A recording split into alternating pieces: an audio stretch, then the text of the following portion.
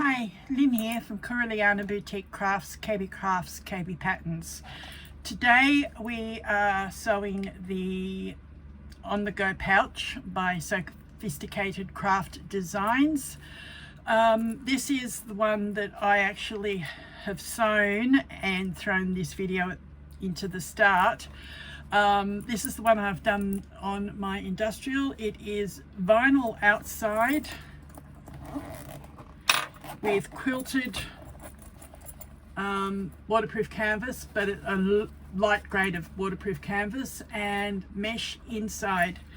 Also, I sewed the other day a large of the same design, and this I've done the D-ring tabs on the side, and I've added a chain strap to it, and again quilted inside, zipper, double zipper on the outside, and being the large, I added an extra rivet on the handle at the top, and the D-rings I actually riveted as well. So that is the one I did the other day to see what the pattern was like, and then I've done the small today on video.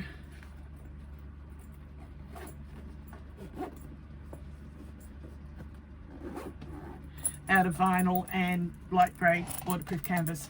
So let's get sewing, see what we can do. Thank you. Alright, the first thing you need to do is do all your preparation before you start sewing. That means cutting everything out, putting your zipper pulls onto your zipper. Now one has two pulls coming from opposite directions, and the other smaller one has just one pull. Cut your mesh out, cut your binding pieces out, cut your handle out, and decide if you're doing fussy cut outer or one piece.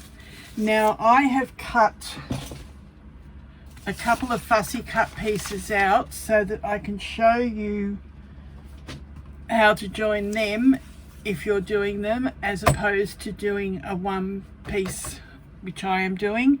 And the rest of your prep work involves quilting, if you're going to do it, your lining piece.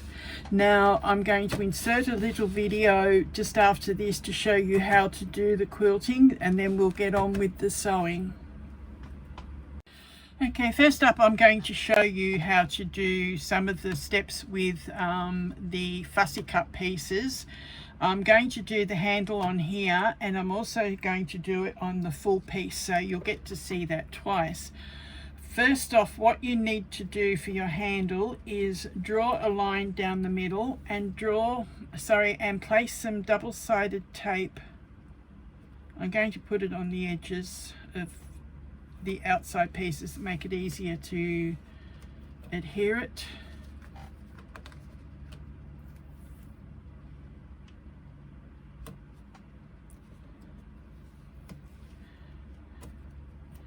Alright, then peel off the backing.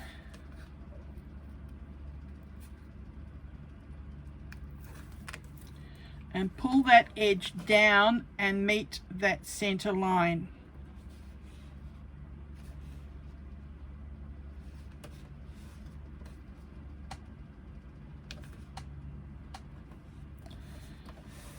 Right, so that's what we've got so far. Now we pull off the other piece of backing. I'm going to turn it around to make it easier, and pull this down and meet the center line again with this piece.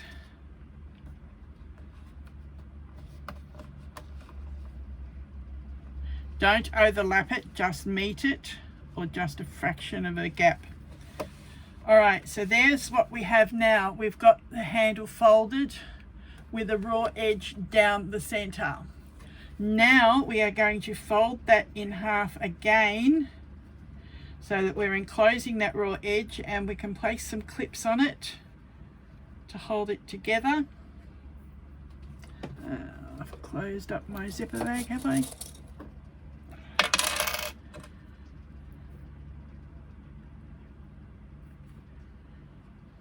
keep doing that along the length of the handle. I'm not going to put that last one on because I'm going to start sewing.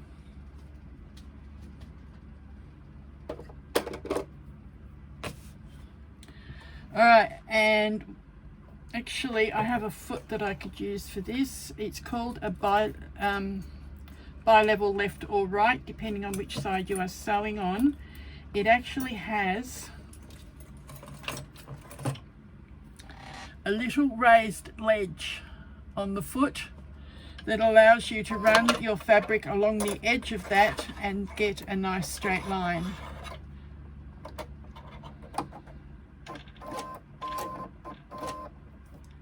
Okay, it doesn't like snapping in place because of the bi-level. I'm going to have to flip it with my fingers. There we go.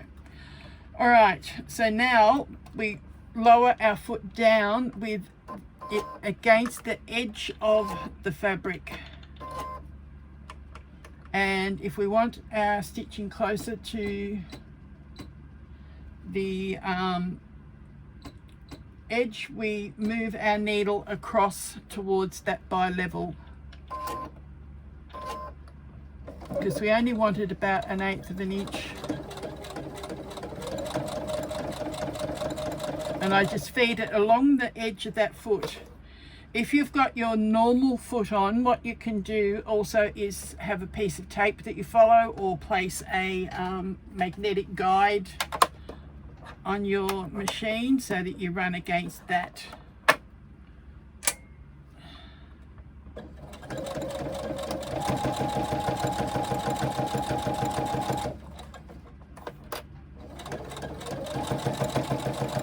I'm doing all this on my domestic today. I normally top stitch on my industrial, but for this demonstration I'm just doing it all on the domestic.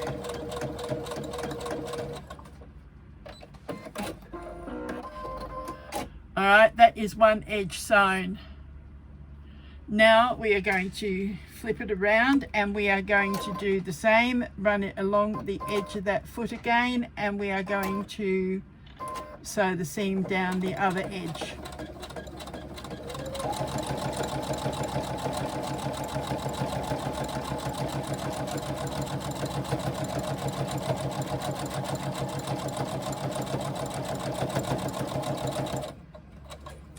Now, another thing that this foot is particularly handy for is if you want to do a double row of stitching. I'm going to put it probably about 1.5 to 2 mil away. We move the needle and we again run this down the edge of the foot.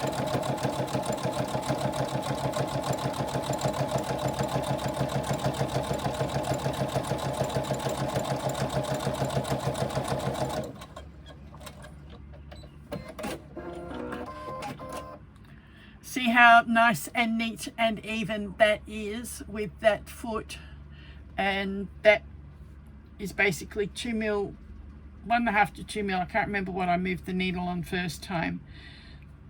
And I can do the same on this side and do the second row of stitching. Actually, if I wanted it wider, I can even move the needle again, and I'll move it back to where I normally have my needle, which is in the center.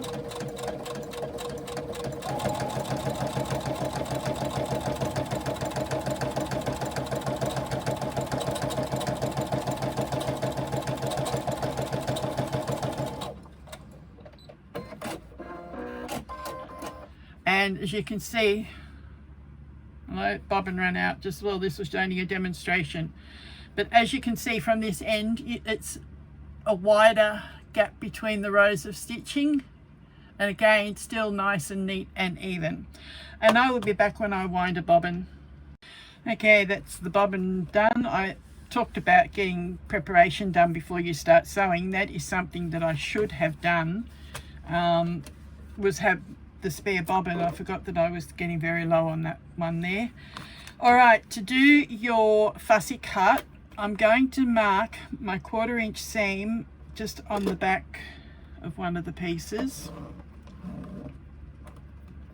Now fussy cut is used if you've got a one-way fabric, and because this piece of pattern is normally folded up across and back up, it means that at some point, if you don't do fussy cutting, that it's going to have part of it pointing the wrong way in your direction. So Jessie has supplied both fussy cut and full piece pattern pieces so that you can choose whichever one you need depending on the fabric that you are using. I'm doing this with a plain fabric, so it made actually no difference whether it was fussy cut or straight cut. So I'm just showing you the fussy cut, but I'm going to be doing mine with a straight cut so that I don't have as much seam. And I need to get rid of that foot.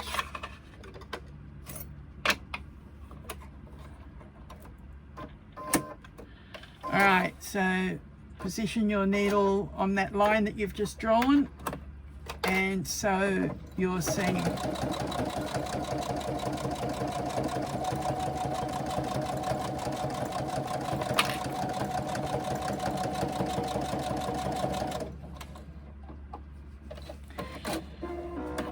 Then what you can do with your fussy cut is you can separate your seam, flatten it out so that you don't have a lot of bulk, as much bulk in your seam allowance, trying to keep it as flat as possible, and do a row of top stitching either side, and that will hold that seam in place, keep it flat.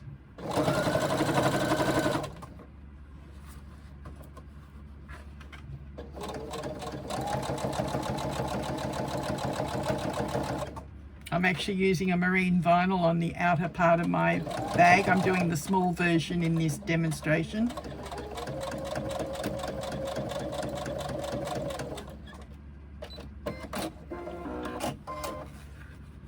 And flip it around and do the other one, the other side of the seam.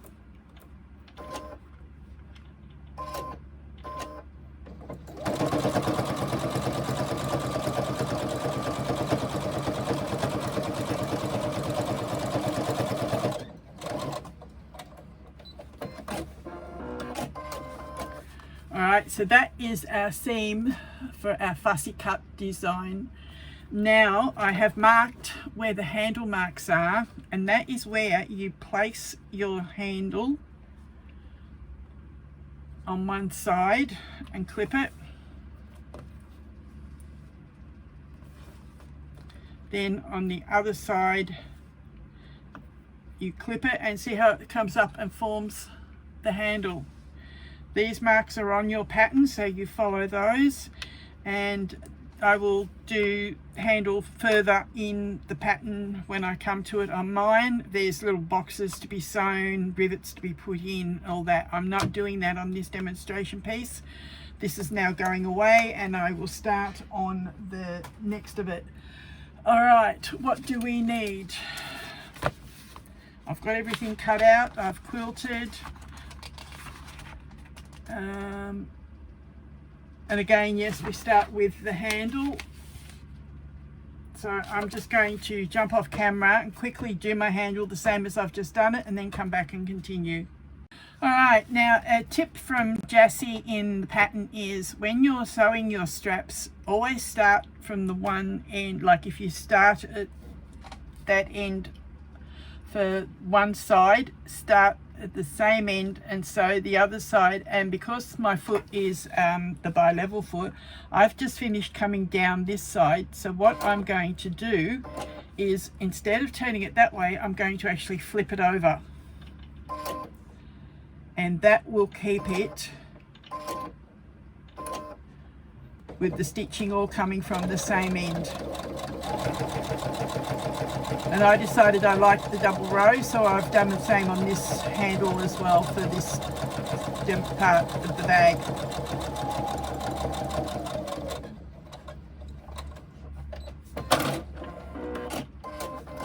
So there we are, we have the double stitching on the handle and doesn't matter, because your bobbin and your top thread generally meet in the middle. By turning it over, it doesn't even look any different, unless you've got different colored threads, of course, then that would cause that to not work.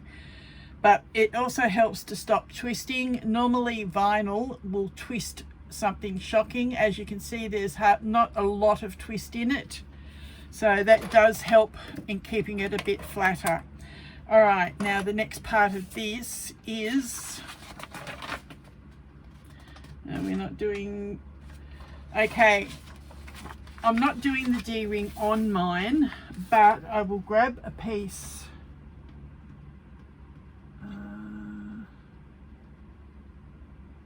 I'll come back. All right, with the D-ring, we just have our piece cut and your D-ring. I'm not actually adding D-rings to the small that I'm doing, but I did say that I would demonstrate how they were done in case you are doing the medium or the large and want to put them on.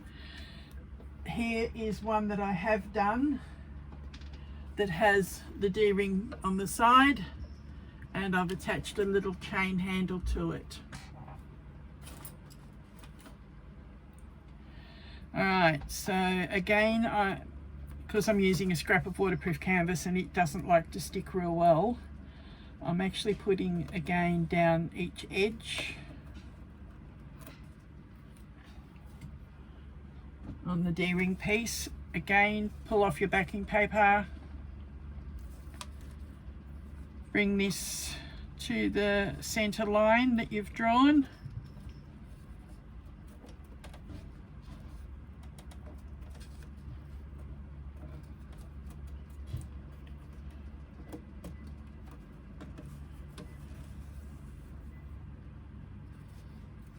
That one's a little bit long.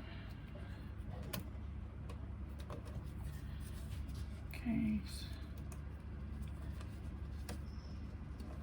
Right, so that meets in the middle like we did with the handle, but where with the handle we folded it in half again, with your D-rings we stop at this point and then we top stitch. It's going to have different color thread because I'm not changing my thread for this, because it's only a demonstration on how the D-rings are done.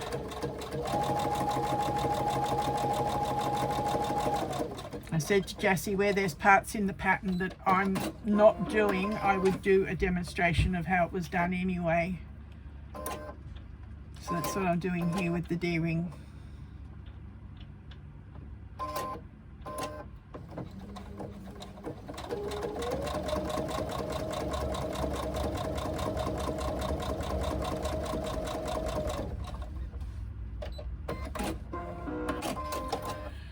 Alright, so that's our D-ring tab sewn.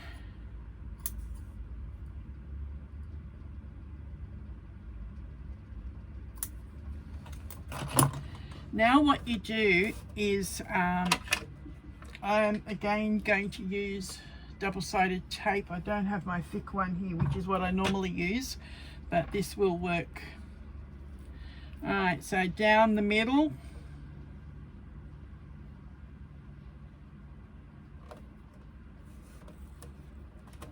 I've basically put it over the join where it met. Pull off the backing. Put your D-ring on about a third of the way down.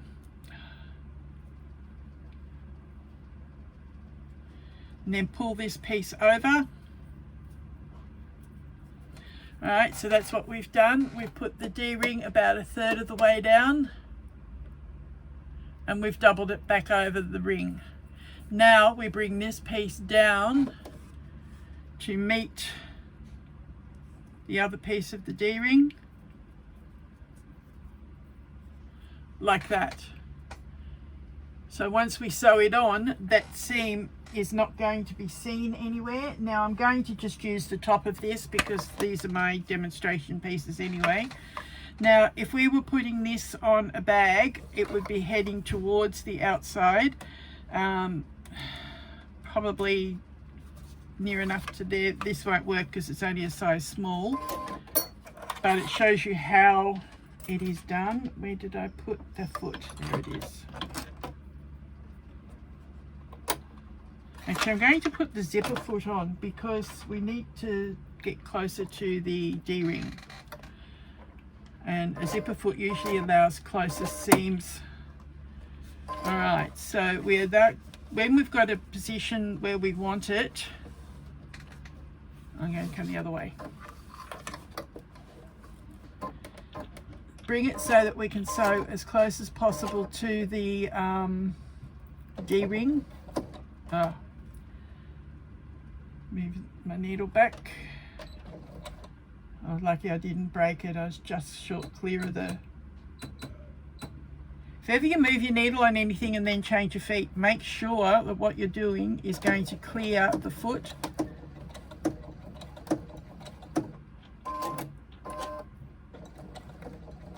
So we sew across, pivot, and then we sew down, and try and sew on exactly the same line that we used with our top stitching.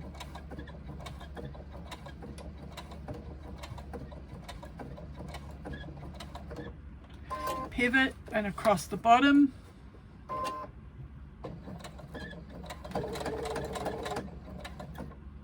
Back to the other line that we've already sewn.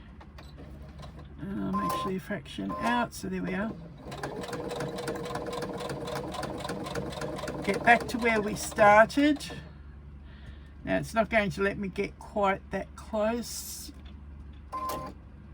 It might if I find my hump jump. If you've got an uneven area, what is really good to use is what they call a hump jumper, and for some reason I can't find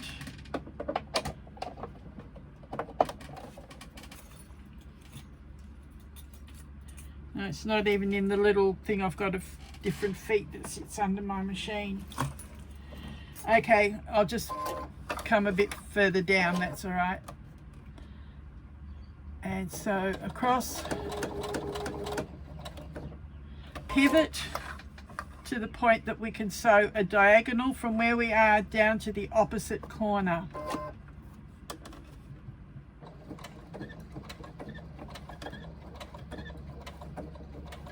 So we're actually sewing across inside the box that we've just sewn.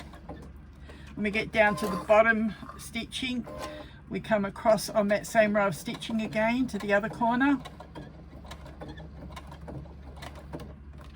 Pivot and sew back up to the other top line.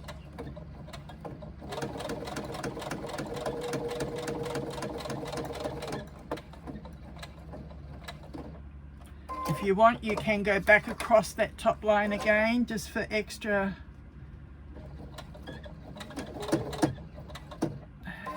foot's getting caught. There we go.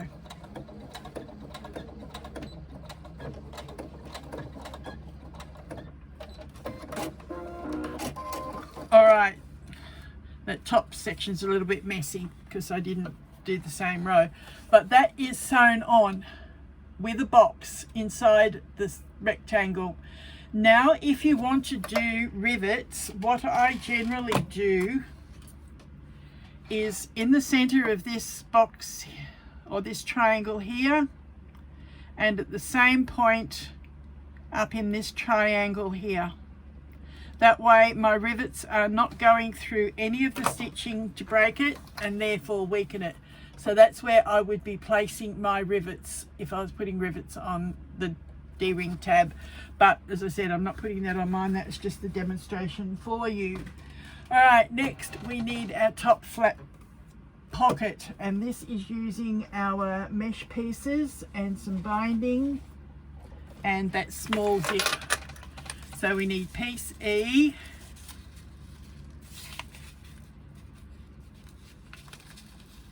top flap upper,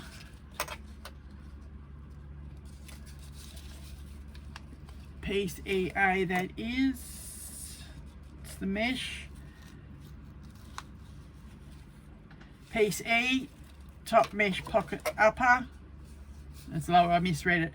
We need our zipper tab piece, and we need our binding piece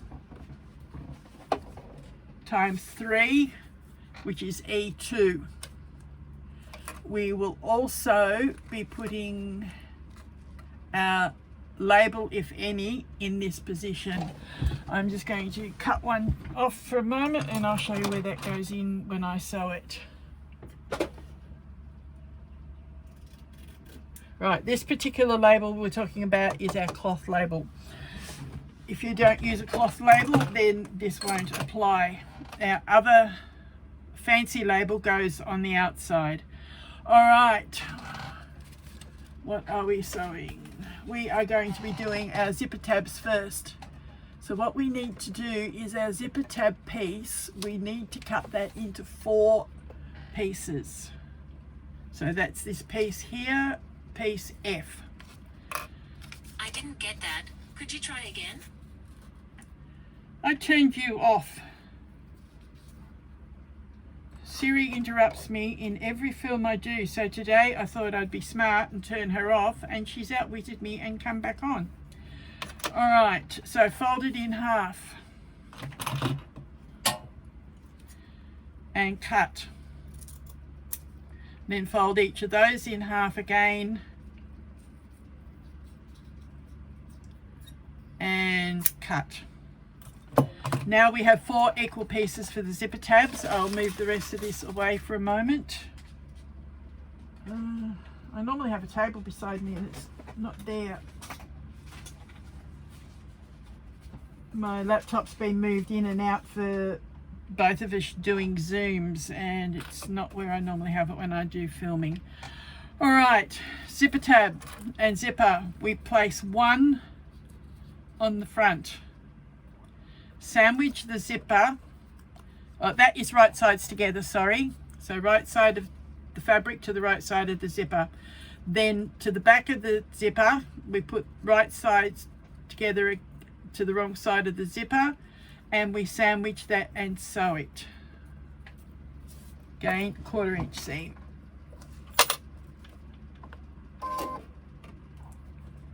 Doesn't always move real well on that part of my machine.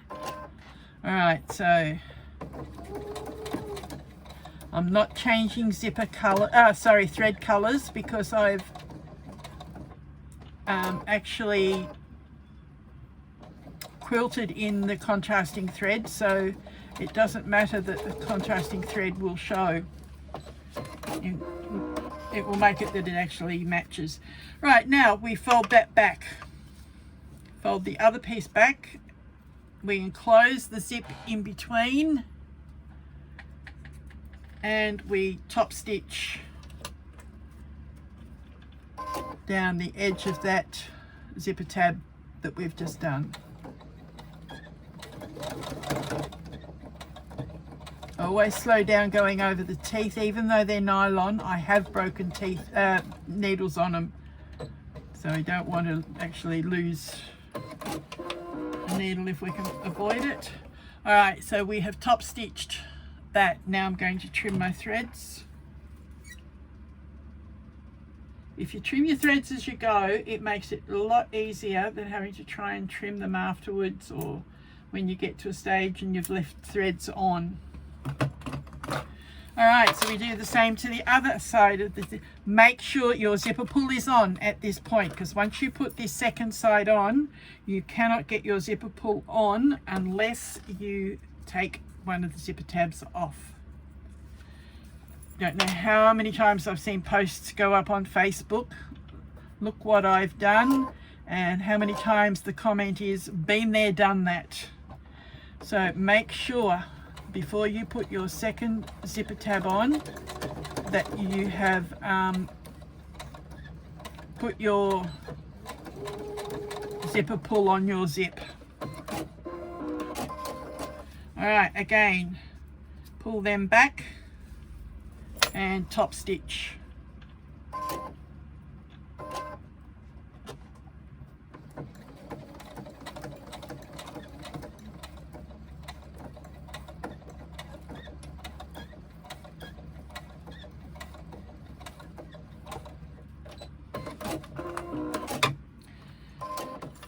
And again, trim our threads.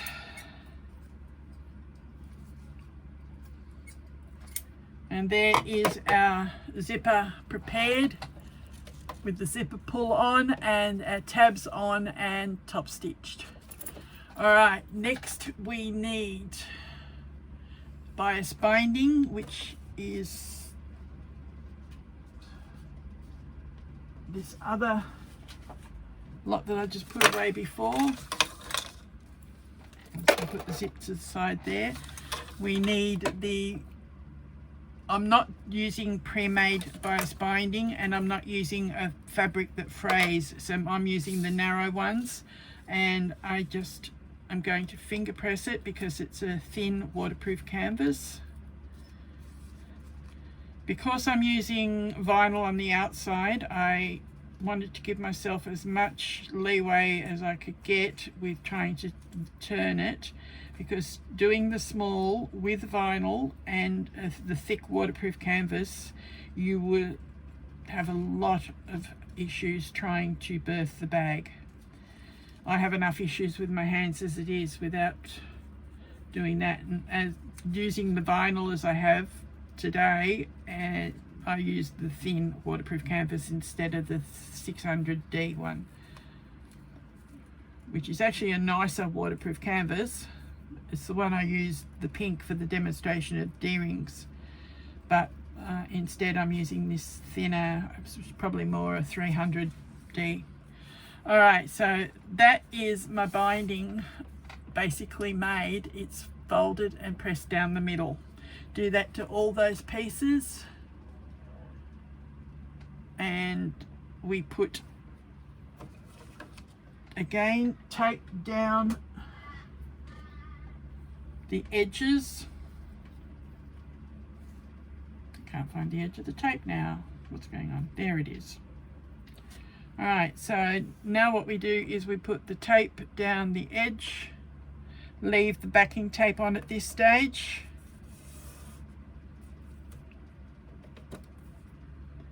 again do it down the other edge,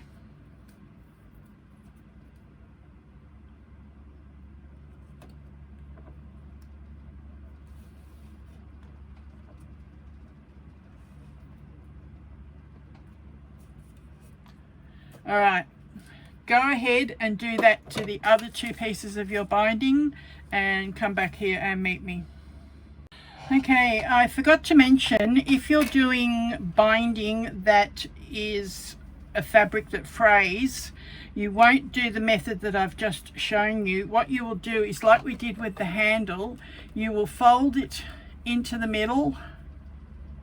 So fold your edges into the middle so they match. Then fold those sides together at that middle, and that is what you will have for your binding. So your binding will still be that V shape, but you'll have fabric both sides with the raw edge meeting in the middle. So go ahead and make sure you've got all your bindings done and join me back for the next step. Alright, now that you've got your binding done, the tape on them, set out your mesh upper and mesh lower, and you need one piece of binding below the lower piece, one above the lower piece, and one at the bottom of the upper piece. So we now will peel off. I'm going to do the top of the lower first, because that's then going to get my label put in place. What I'm going to do is take my label away for a moment.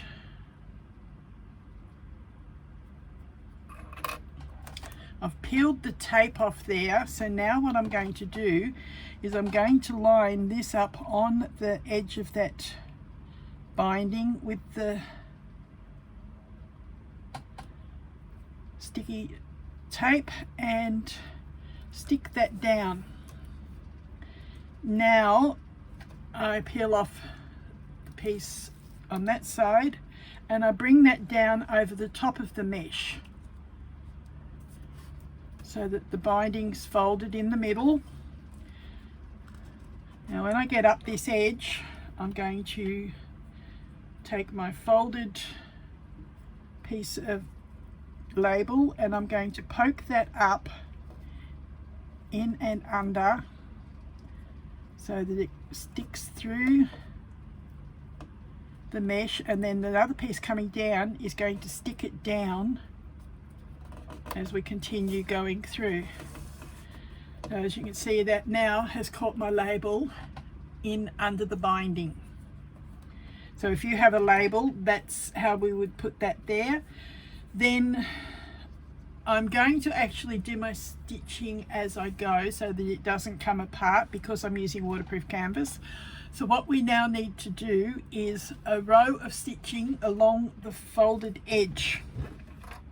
Not the folded edge, sorry, the edge closest to the mesh.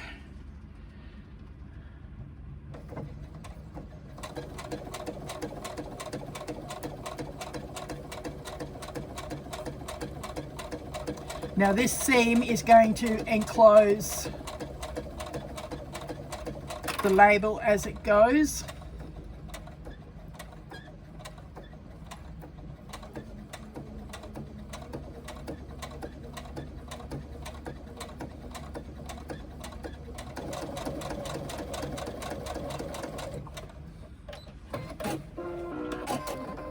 Alright, so that is one edge already sewn, and that is holding the label in place and the mesh. Now let's go ahead and put the bottom layer on that mesh. So peel off one side, lay the mesh across that piece of double-sided tape, being careful not to overly stretch your mesh, because it will stretch and then not sit flat and neat, and it would make it too wide for the binding. Alright, so that's that piece done. Now peel off the next piece of tape, and we stick that up and stick it down.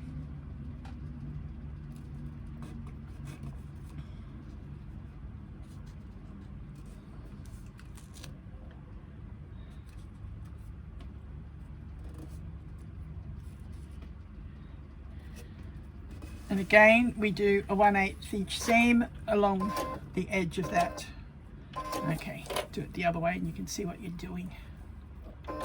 All right, so 1/8 inch seam, top stitching across the piece of binding.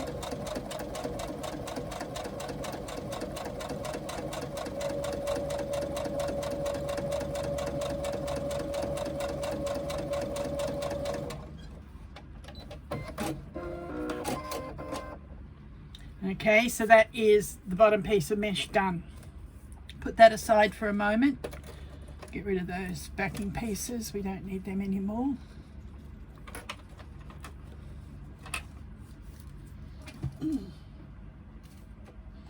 Now we do the same to the bottom of this piece. Peel off our backing piece.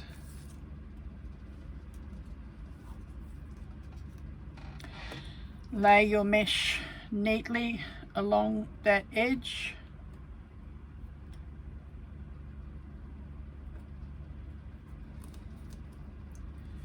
Now peel off the other piece. My fingers are sticking to it. And bring this up and stick it down.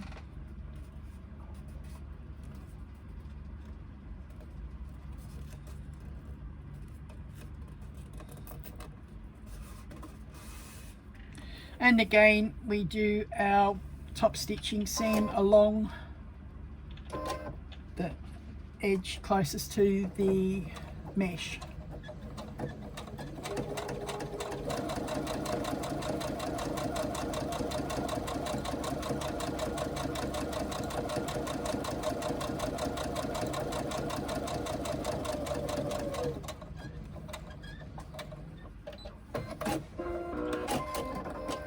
Alright, so that's that part done. I'm just going to trim my ends. Like I said, trim them as we go.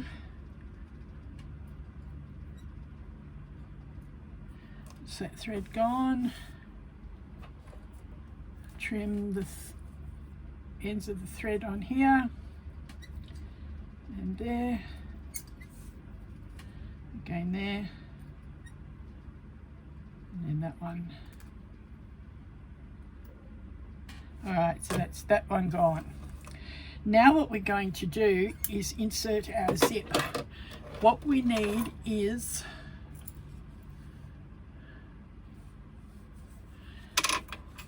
placing the edge of this along the edge of the zip. Now I'm going to go and check something because my zipper is too long and I thought that measurement had been adjusted and I have a piece that's way too long. I'll be back. Alright, that has been corrected now. I had to actually cut that much off my zipper tape. What I had done is I knew I was working for the small, but I'd read the sizing of the large. So be careful when you're doing that and make sure that you've got the right sizes. Not only do you have to cut it off this piece of zip, I had to cut a piece this long off my outer zip. So at least that is a usable piece for something else. This little piece really isn't. Okay, what are we going to do now? We have put some some double-sided tape on the back of this piece of mesh. Oh, come on, stick.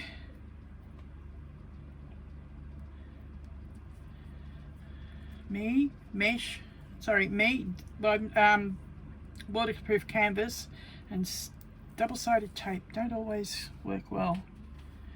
Alright, so now what we need to do is I'm just going to place this upside down so I can get the zipper positioned better. So then line that up with the edge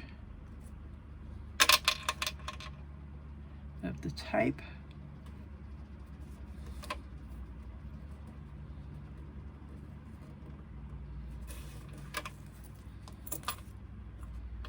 Now I've still got it crooked. Alright, let's try again.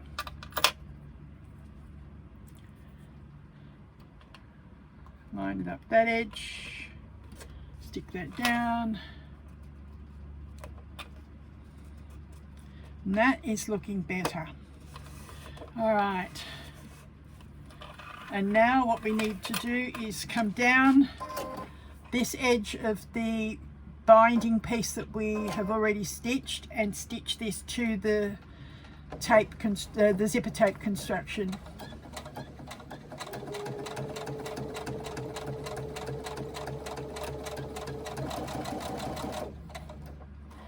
Move my zipper pull out of the way.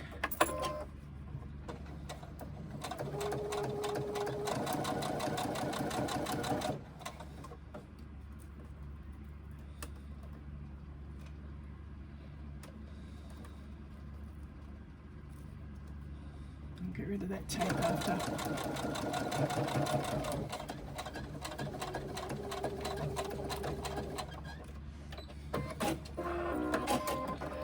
Alright, so now we have double row of stitching along that piece of binding and that has secured to our zipper. Now we need to do the same with this piece. It's not sticking. Why doesn't that surprise me? Press really hard to try and get it to stay stuck on there. Alright, now peel off the backing tape and we place this along the top edge of the zipper.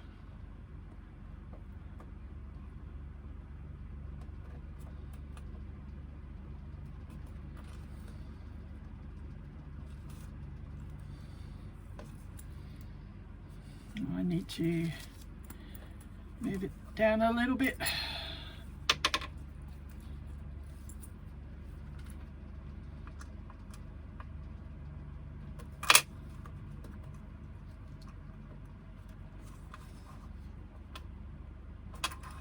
I'm trying to line up the edge of the zipper tape with the edge of the double-sided tape. And I failed miserably on the other end. Alright, now that we've done that, we come along and we do our row of top stitching along the other remaining edge of the binding.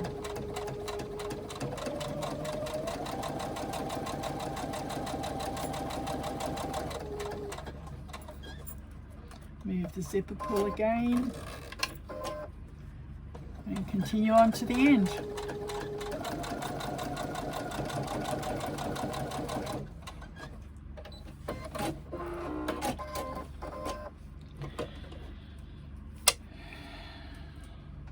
Obviously you can trim an end of thread there somewhere because it's come through.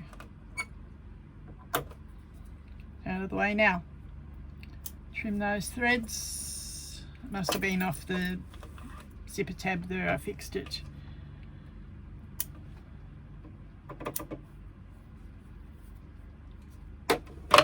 Alright, so here is our mesh pocket unit assembled. We have two lots of binding either side of the zip and the binding on the bottom, and this binding here has held in the name tag. Alright, next over the page, what do we do? Alright, so that pocket goes aside. We now do the same to the side mesh pocket if we are doing one, which I am. I've just got to find where it's gone down in the heap here. There it is. There's that side mesh pocket. And this has two binding pieces because of the length.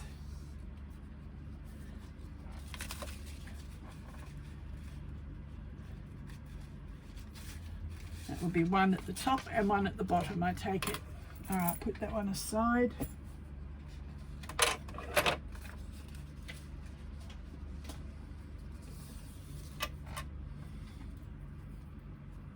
Yes, one at the top, one at the bottom.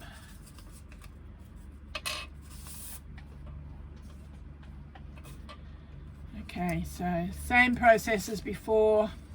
Fold your binding in half, double-sided tape on it, and apply top and bottom of the mesh, and then come back. Alright, what you need now is your lining piece, which is that. I've already quilted it and shown you how to quilt it in the video earlier. You need a heat erasable pen. I've actually got a Tandy pen because I'm working on a dark fabric. Now I've got a punch that I use, that I punch out little notches on the sides of my pattern where I need to mark.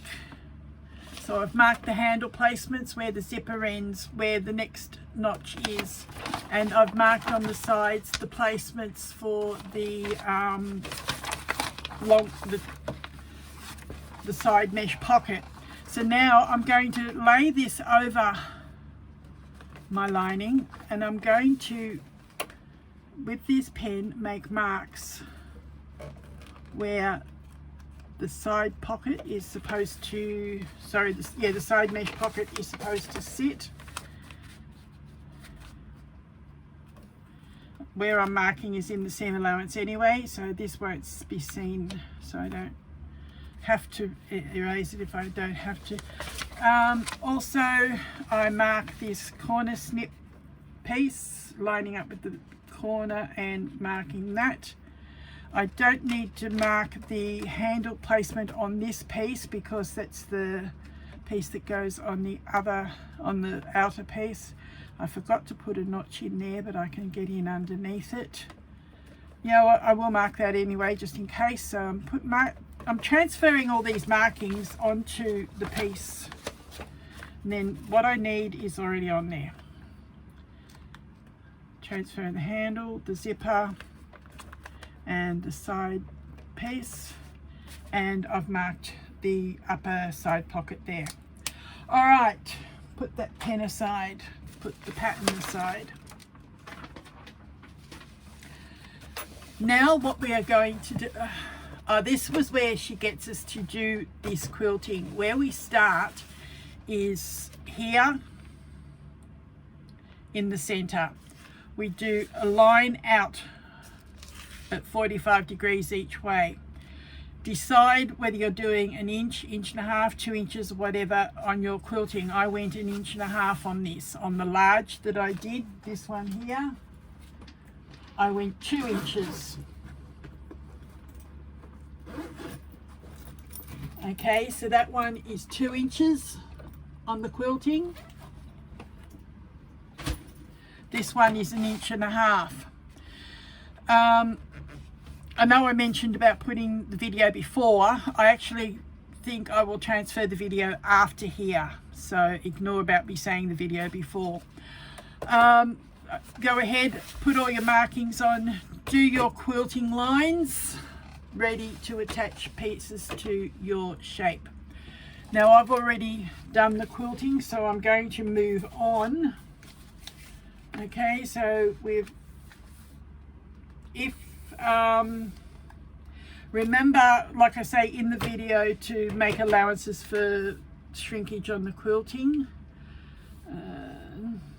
All right, so now that we've got all the quilting done and we've marked our notches, what we do next is we place our upper mesh pocket, which is the one with the zip, and that gets placed in this orientation so that the larger piece there and your name tag is pointing towards the inside of the lining there. All right, so line that up evenly on either side, put it in place with some clips.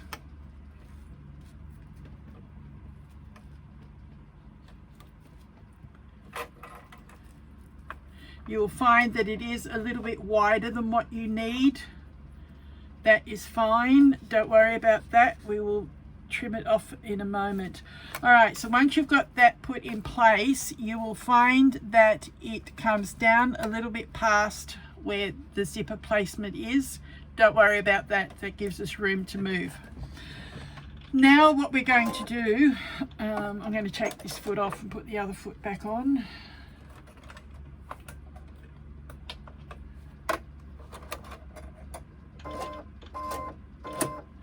Now what we're going to do is we are going to sew around that pocket.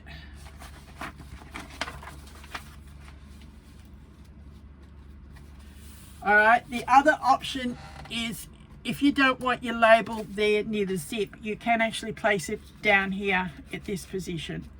So that's fine, we've placed it there, but it's up to you what you do. Now we are going to sew around, no, actually we sew across, that's right. We sew across the bottom of this pocket first with 1/8 of an inch from the edge.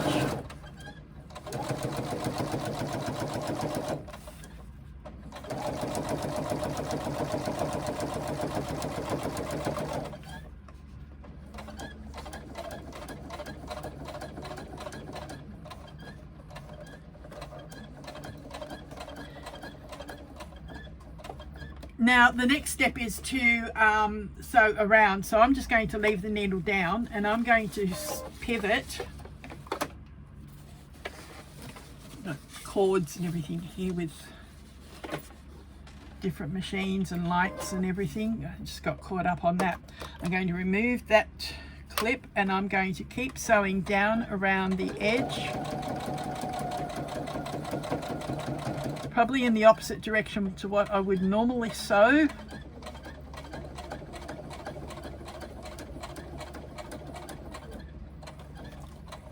And so around the corner.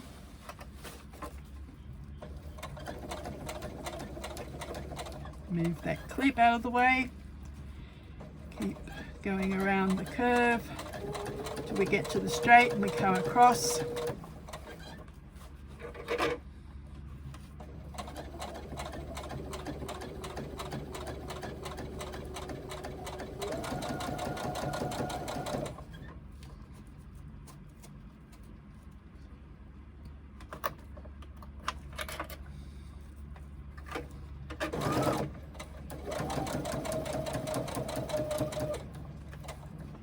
Now around the final curve, I'm just going to move some things out of the way before they get knocked off.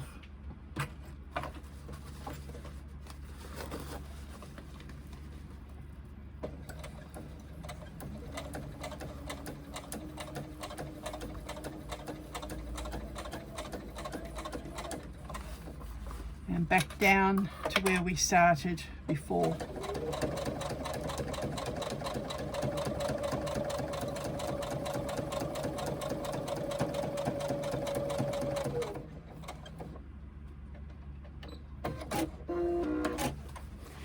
Okay, so now we have the pocket sewn on, but what we need to do is trim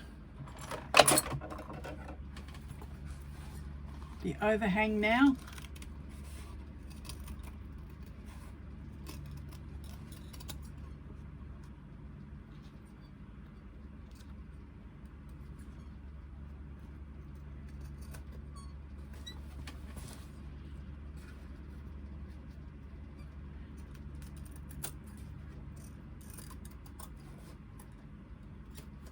And trim it flush with the lining pattern piece.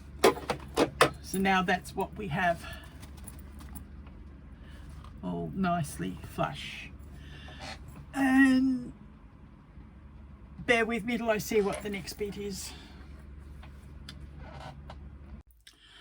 Okay, just some little prep work before we're able to cut out our lining or work with our lining. If you are going to be quilting it, you need something like some foam or some fleece or batting, whatever you wish to use. And you need to allow for shrinkage. Quilting the fabric can sometimes shrink it down a little bit, so don't cut your piece out then quilt it. You do your quilting first. So what I've done is I have drawn on the shape of the piece. I have found my start point here at the center back, and I've drawn my 45-degree lines ready to start quilting, and I've chosen to do 1.5 inches apart because I'm doing the small. When I did the large, I actually did 2 inches apart, and that looked quite nice. This is it there here.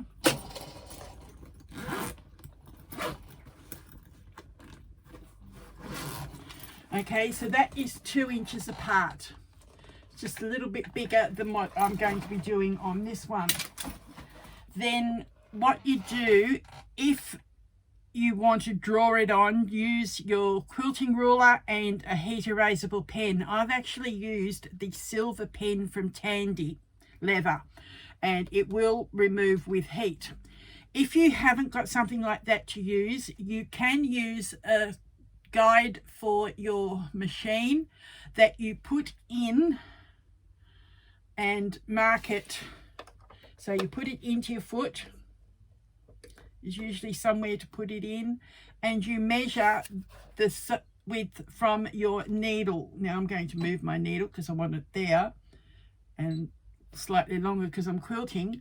Now I can put this under, like if I've sewn one line, my first line, then what I do is it's probably easier if you move in that direction if you're using the foot. But what I can do is I can line this up on one line here, and I've almost got my foot at the 1.5 inches, which is quite rare to actually get that measurement that you need. And then what you do is once you've sewn a line, like I'm going to turn it around, pretend I've sewn, there goes a ruler, pretend I've sewn that last line that I drew there. What I then do is I then position the guide on that last line that I drew, put it down, and then I follow that guide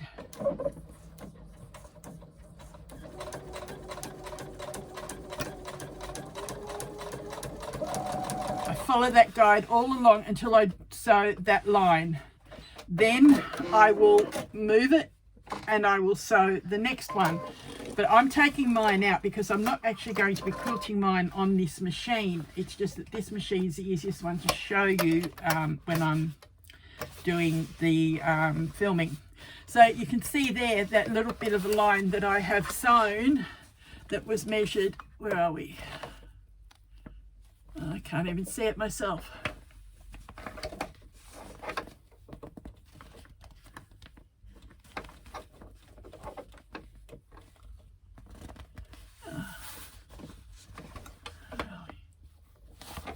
That's strange, I can't even see it myself. Should be back this side.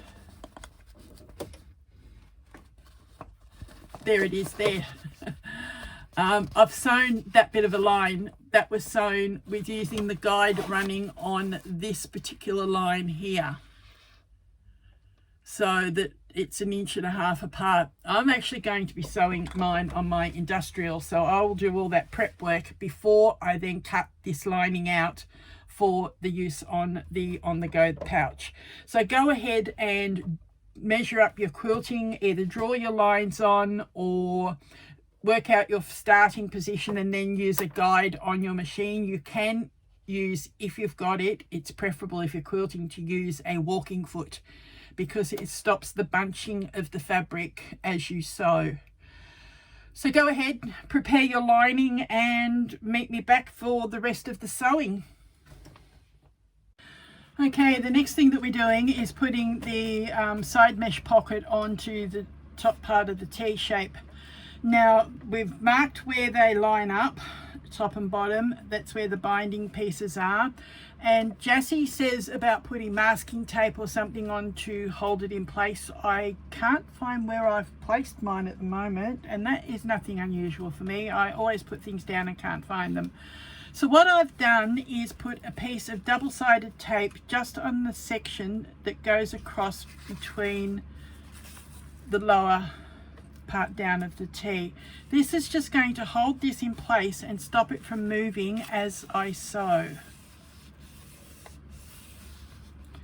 Alright, so now what we need to do is sew down one side. I'm going to fold that back up. Move that tape out of the way. The wheel of the chair's got caught against the leg of the table. Okay, so I'm going to take those clips out. I'm going to sew in the seam allowance area down the side of the mesh pocket. Again, you will find this is longer than what you need.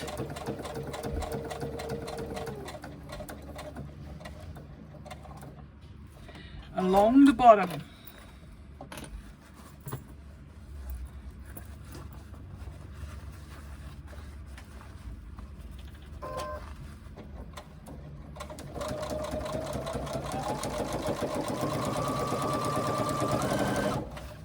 By putting this piece of double-sided tape on, it's holding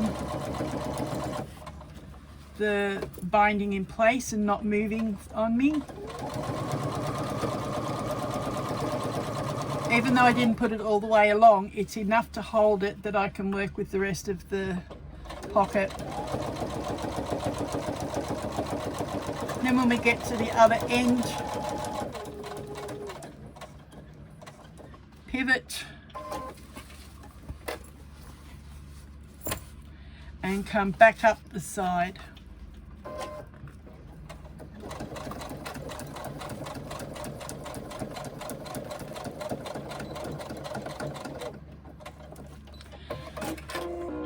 Alright, the next thing that you do is we're going to sew up from the corners here, up through the pocket to the top, then we're going to pivot and come back down. I'm not going to mark it, it's only a short area and I am able to eyeball this fairly well. But if you need to mark it, do so with some chalk, heat erasable pen, whatever works for you. Alright, so we come up.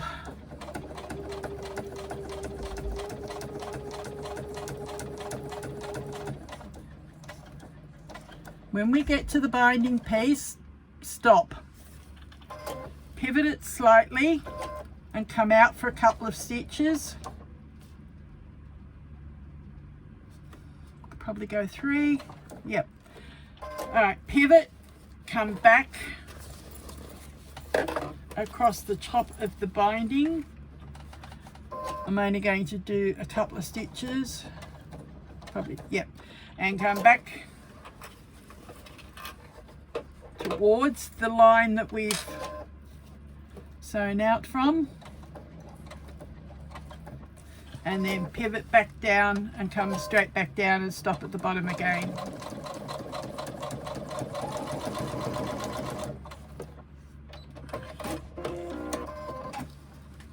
All right, there's really good diagrams on how it is sewn on the instructions, but that's what we have there. We now have a line down the pocket. Now it also shows, we do that to this other side, which I'm going to do in a moment.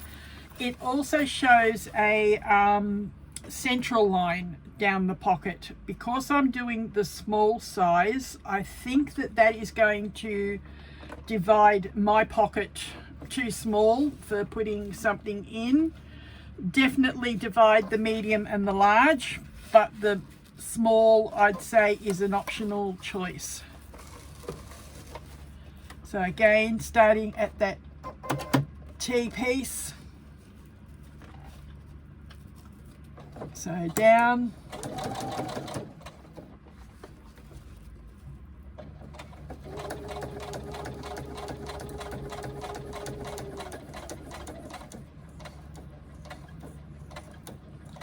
stop when you hit that line that you've sewn across, pivot out, come out 2 or 3 stitches, pivot, come back along the top of the binding,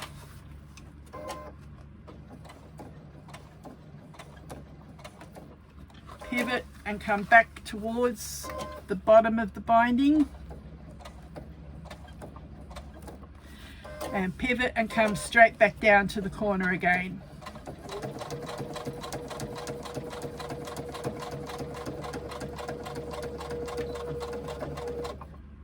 That gives you a double row of stitching to create strength here where the corners are, where you're putting stuff in and out. It's not as likely to pull away. All right, so if you look closely, there's what I have done, and on the other side I've done the same thing, the little notch at the top. All right, now what's next? All right, where are we?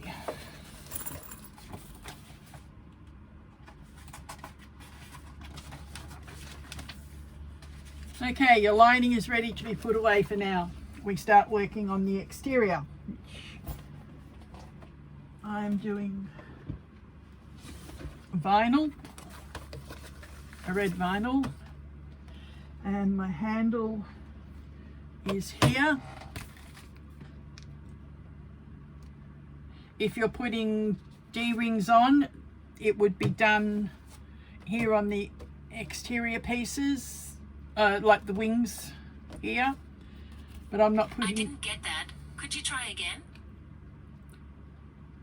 Go away, Siri. Okay. If you're doing D-rings, put them here. I'm not doing D-rings, so I'm leaving that part blank, but I am putting the handle on the top because that is required.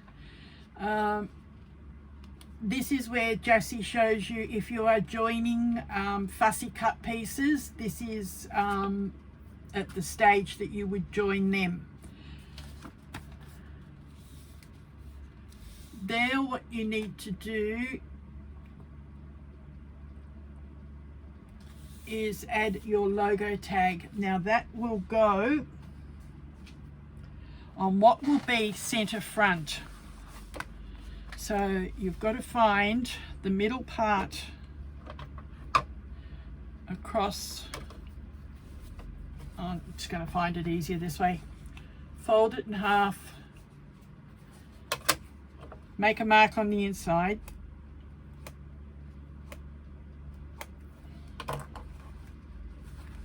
all right, now I can see where the middle is. I'm just going to make a little mark on the outside, I'm using a heat erasable pen anyway.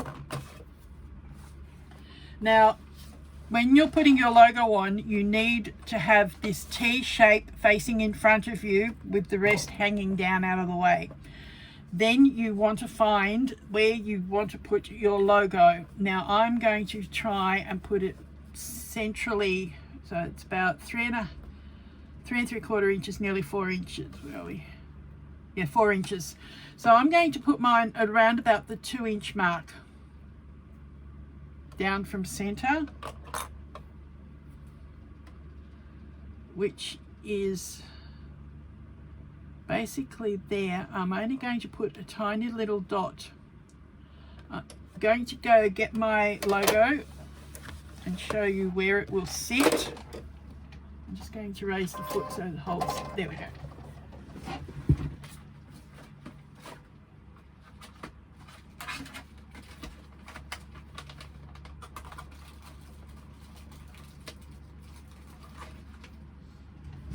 Alright, this is my logo. I've got to peel the paper off, but I'll be able to show you where it will sit. It is going to sit centrally over that dot, and I will have a rivet in each of those 2 holes. I will go away and do that and come back and show you.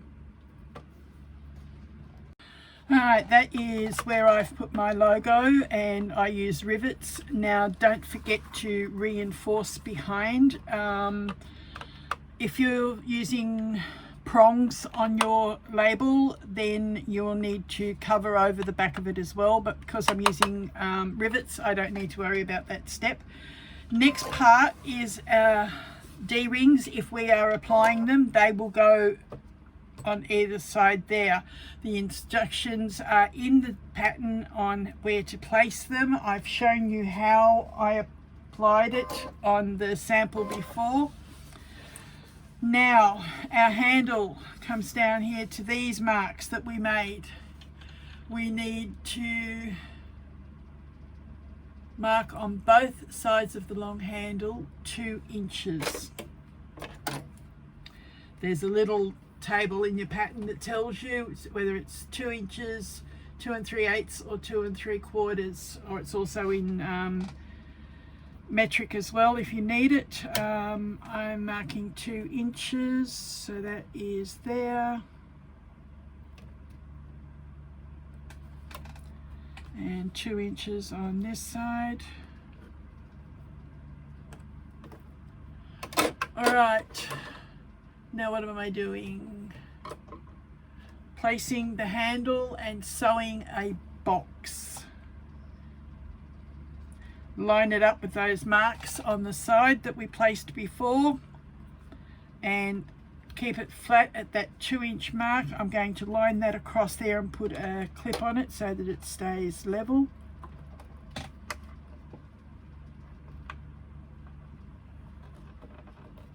Okay, move them out of the way.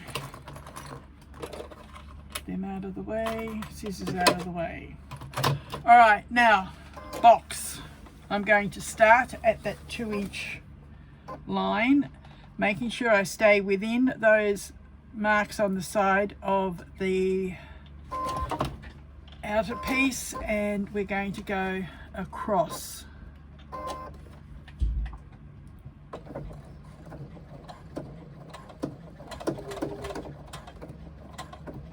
And we are going to stop at our outer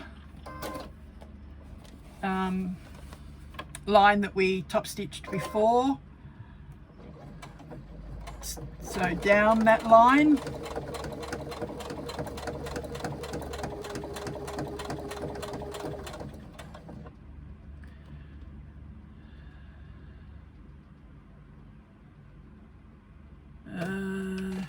Where did she say? I don't know whether you go all the way to the end or not. I'm going to actually stop inside the seam allowance, come up,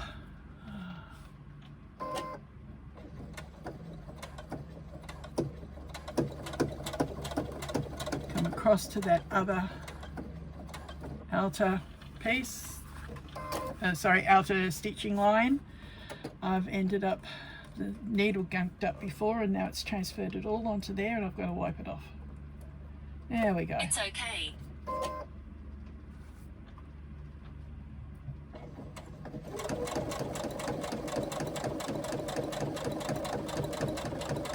We sew down that line of stitching to where we started before. Now we're going to swivel and sew a box down to the other corner here. So like an X inside our box.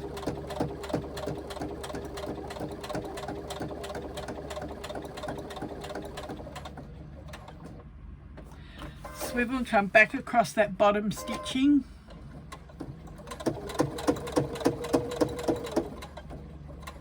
And we get to the other corner and we swivel and do the rest of the cross inside the box.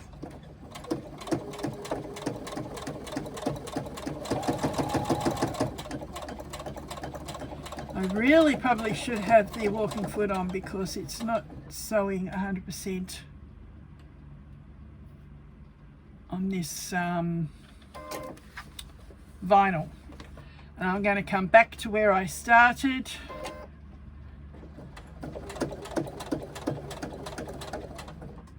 Lock off. I've got a button on my machine that locks off, and then cut the threads. Okay, so that is what I have sewn on the handle. I will also be adding rivets. Now if I get my pen out, I will show you. I'm going to be adding my rivets here and here. Actually, that one's too close to the seam.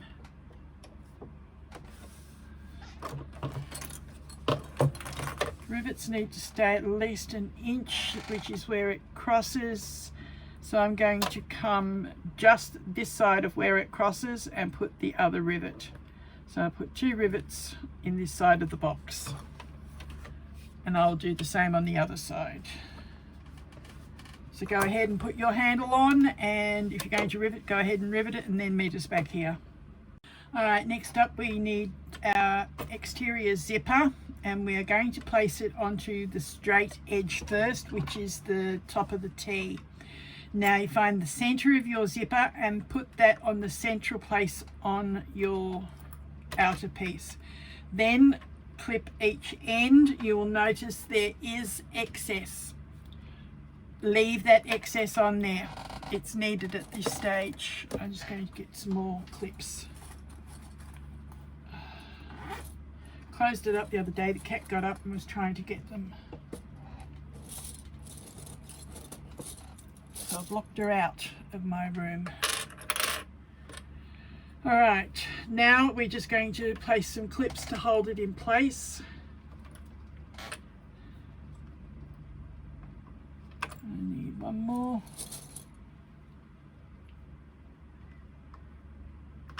And change to my zipper foot. Where have I put that now?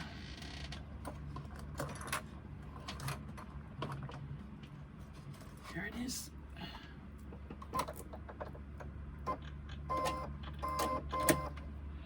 Okay, we will stitch a basting edge right across the front. Now I'm going to start just about 1/4 to 3/8 of an inch in this, which is the seam allowance.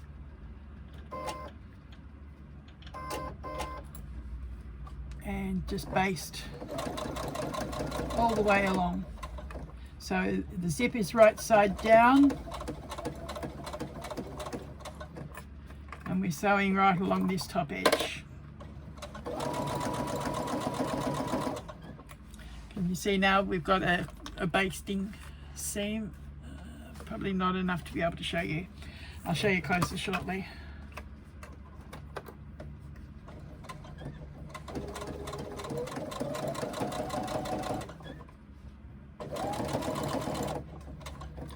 Going to try and do this without moving my zipper pulls, but I don't know if I'll be successful.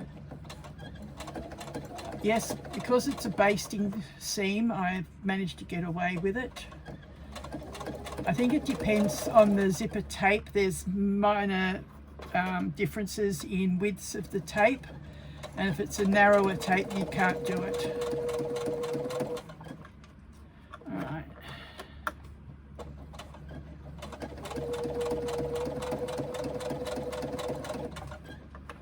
And along and stop just short of the edge so that you're allowing the seam allowance area. I'm just going to go back.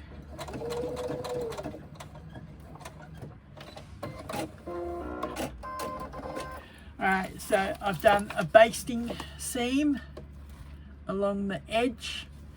You can see on the back slightly the seam is very close to the edge. So we've done that all the way along the front of the exterior piece. Now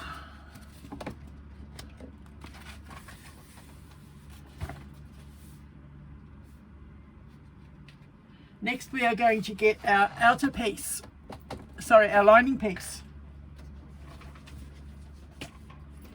We are going to place that face down on the exterior piece and sandwich the zip in between.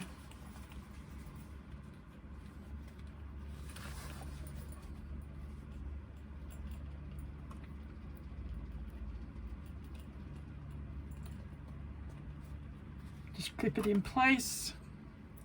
This seam I will need to move my zipper pulls back and forward, but for the moment I've got them in the middle.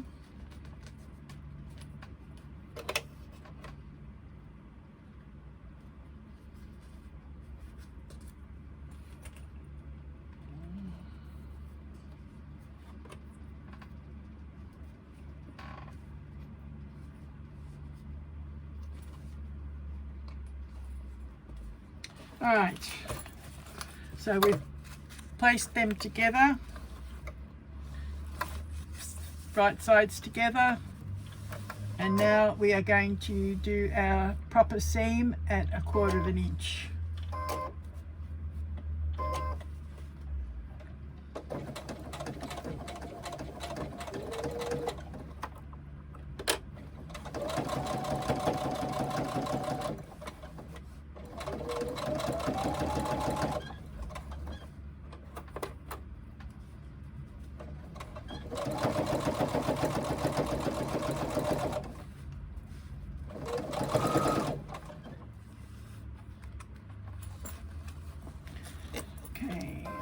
To move my zipper pulls now, get them out of the way.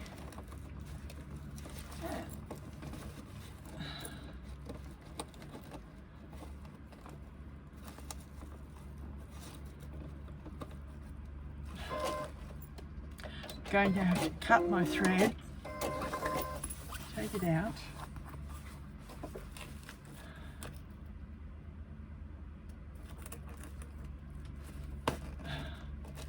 It got caught on something there, whether it was the binding edge, I think might have been what it caught on.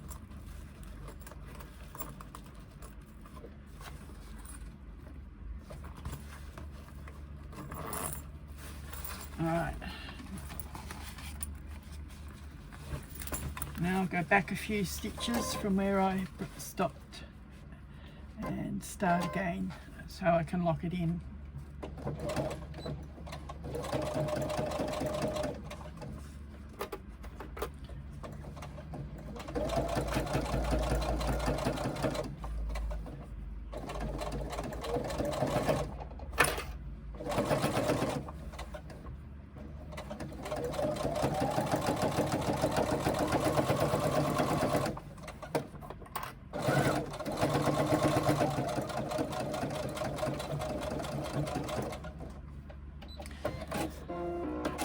Why did I go all the way to the end on that one? Not thinking. That's okay, I'll unpick a few stitches.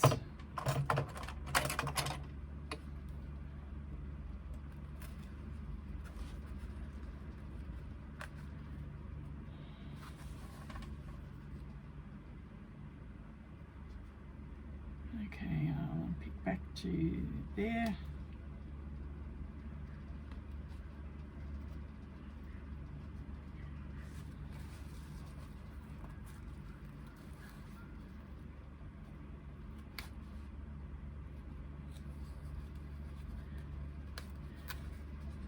All right, that's got that fixed.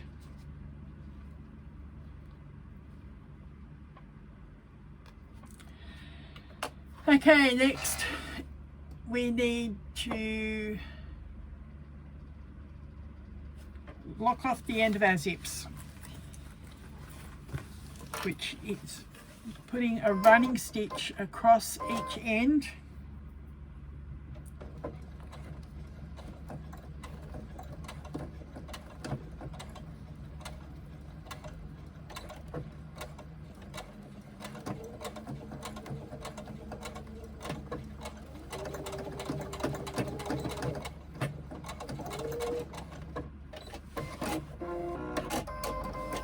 See how I've run a running stitch across the teeth of the zip? That will stop the pulls from pulling off our zipper tape, because we need to open them up out of the way for this next step, and that's why we've got this excess piece of zipper tape at each end. I'm going to lock off the other end as well, it's the same reason, so that we don't run off the edge if we push the pulls too far.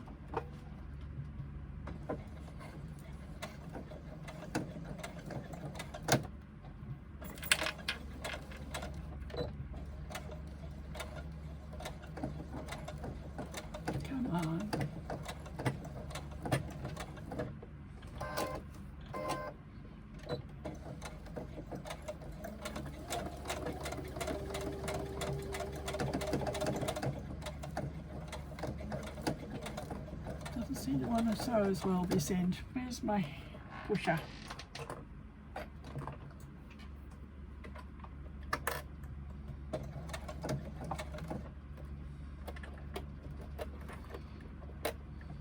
I'm just getting something to try and push the pulls through as I sew. No, it's not working. Anyway, I should have enough there to stop it from running off. If not, I can get them back on before I close up the seam, but at the moment I don't really want that happening. I'd rather them stay on the zip. Alright, now what we need to do is open up our zipper pulls all the way so that they're outside the area. Now we're going to bring this part of our outer piece up. And where was the center? There. Should have marked the center of the zip so that I knew. Pen.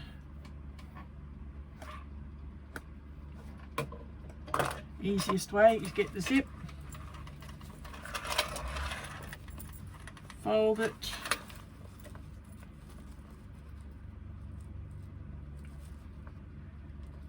because I know I had it centrally placed, so if I find the center here, I'll just put a little pin in the tape area at the moment. Right.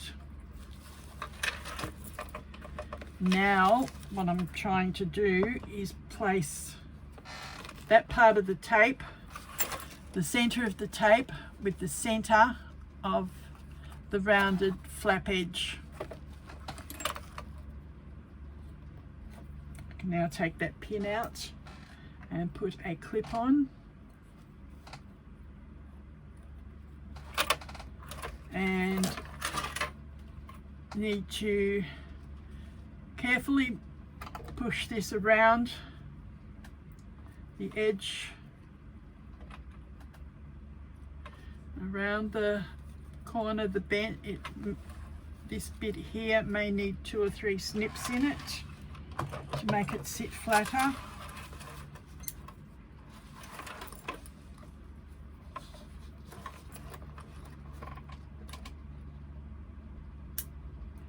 Do not go too far with your snips. Remember, doing a 1/4 inch seam allowance, so we want to be less than a 1/4 inch with our snips, but we just wanted enough to be able to ease it around corner. And that's just made all the difference. See how it's fanned out so that you can get it around the bend.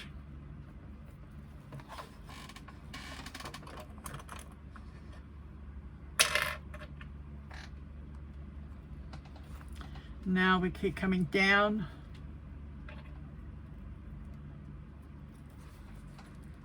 across the handle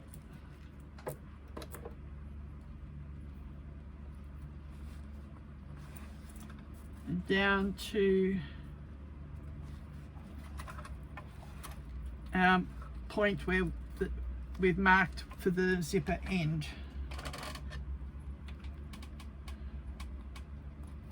Now we repeat that on the other side.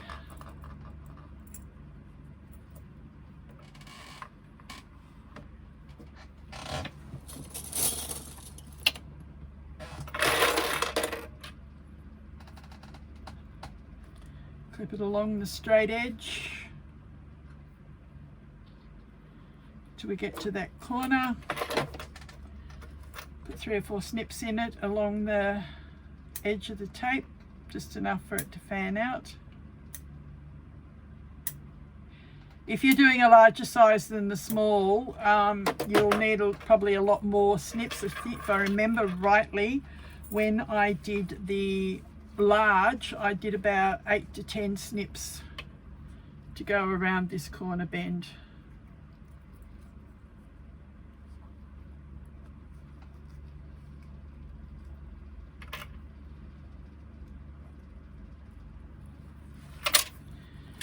Now that we're around the bend, come across the handle and down to our final mark.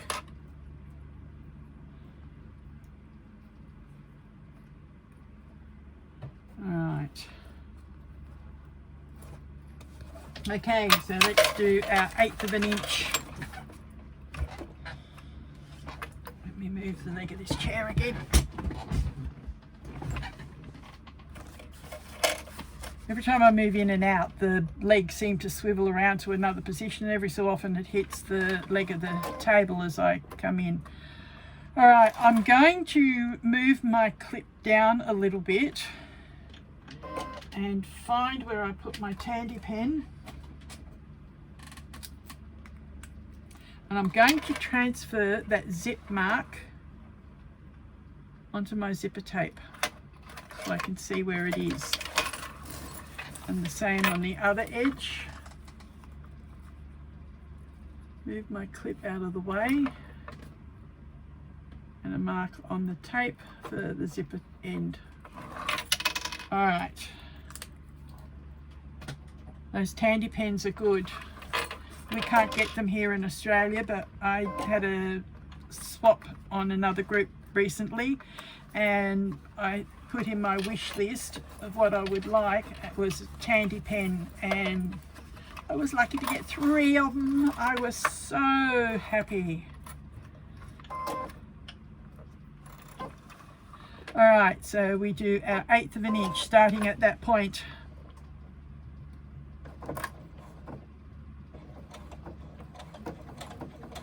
So we baste this piece in.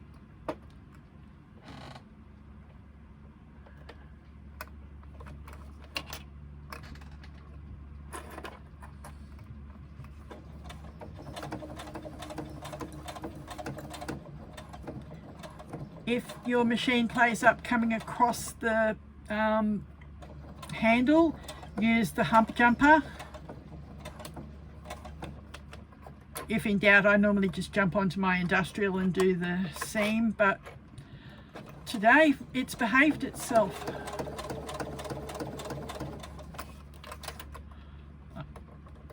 I think one of the reasons I didn't pick a marine vinyl, this is a Pacifico vinyl, it's a different texture and my machine's behaving with it.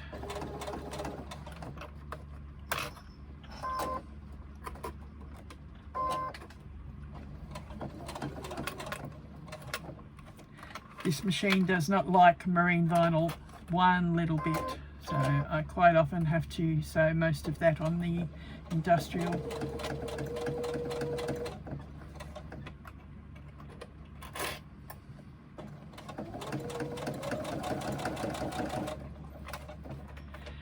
Just got to take your time doing this particular installment of the zip, because it's the key to getting it to sit nice and flat and even.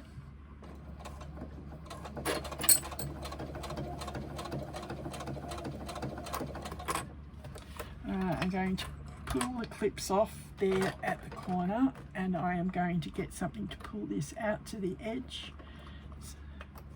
I'm going to maneuver it.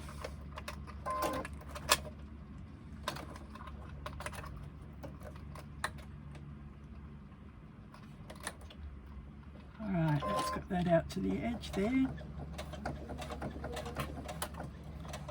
Alright, now I'm going to swing it around a little bit and maneuver it out again, because I want the edge of my zipper tape on the edge of my vinyl.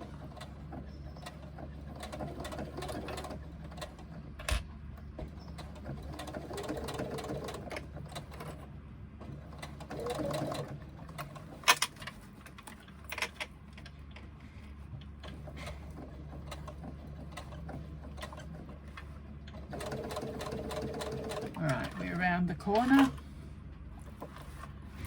coming up to the other side of the handle.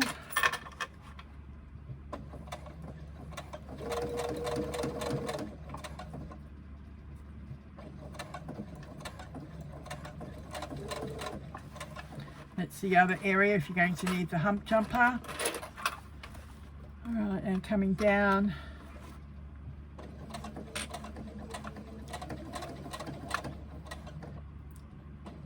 And stopping at that mark. Alright, now you can see why we have the excess zipper, so that we've got room to be able to do it and things don't get too much in the way. Alright, now we need to do the same with the lining piece. Mark the center.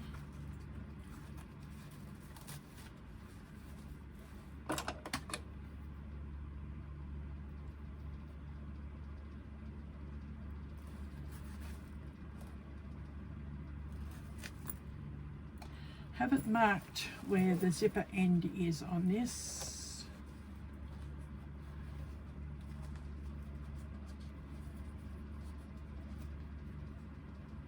Just there.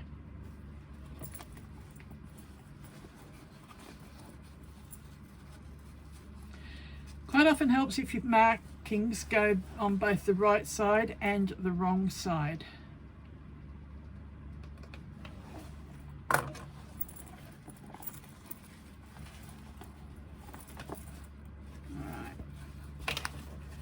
Okay, I'm going to repeat that process for the lining, and then I'll come back and show you how we go from there.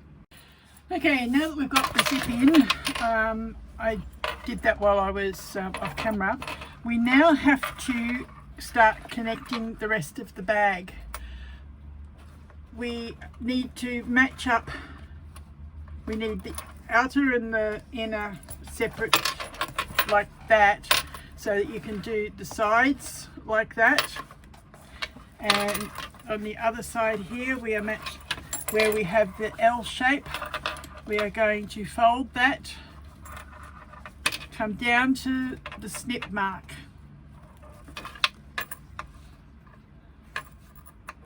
We are going to fold, pin that, and snip that. So there's the snip mark and there's folded. Keeping the zipper out of the way, we do the same on the other side here. Fold that corner in down to the snip mark,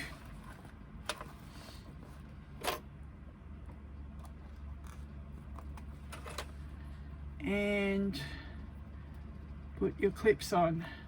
Now what we're going to do is stitch those seams, and then we will make the snips. So 1/4 inch seams, I believe.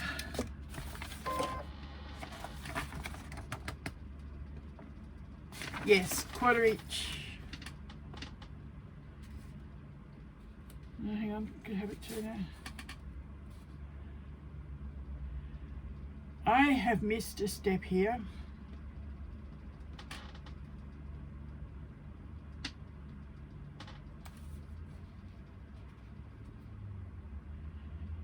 I'm supposed to do a row of top stitching. Just give me half a moment.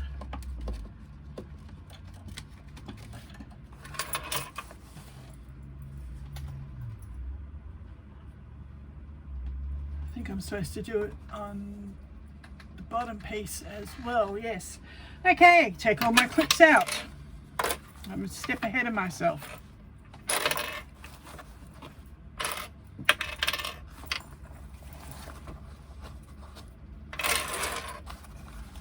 Alright, I've got to turn it right side out.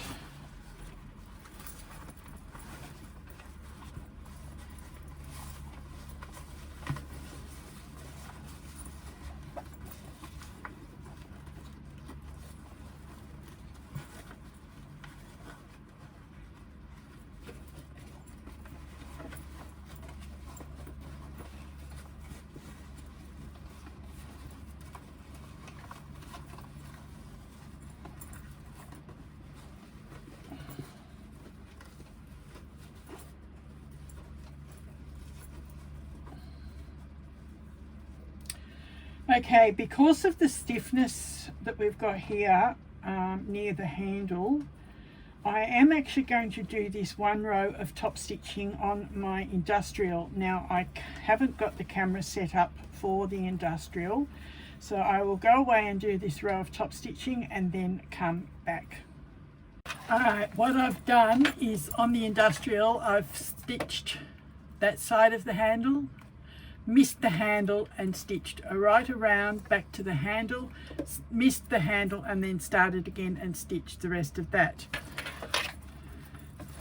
This area here was quite just straight across, but because it's getting quite bulky I wasn't going to risk it on the domestic. Some domestics will do it.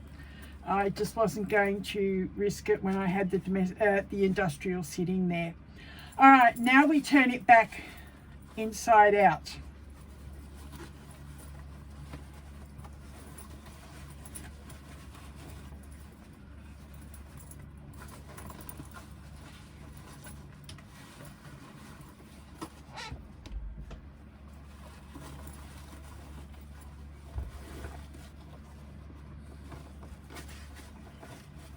I'm not going to push that all the way because I need to be able to berth the bag anyway and pull it back with me, so I'm just going to leave a little bit there that I can grab hold of.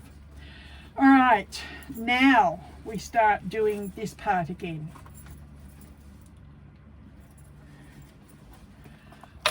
Where we've got the L. Close the L, bring it up to the snip line.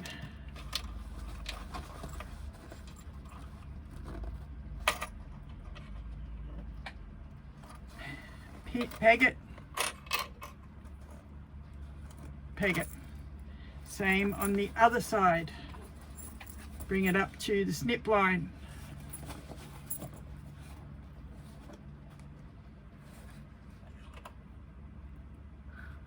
Peg it,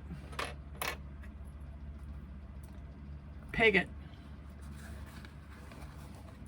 Now I'm going to leave one of the sides open for turning, so what I might do is while I'm here I will stitch this side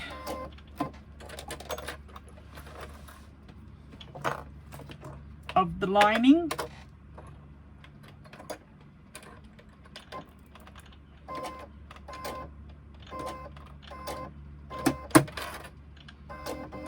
I've got the cotton cord. I'm not winning, am I? There we go. Alright, so 1/4 inch seam.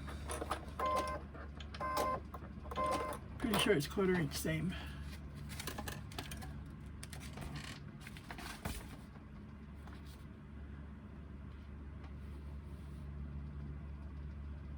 Yep, sew with a 1/4 inch seam. Alright, so I'm going to sew from the snip line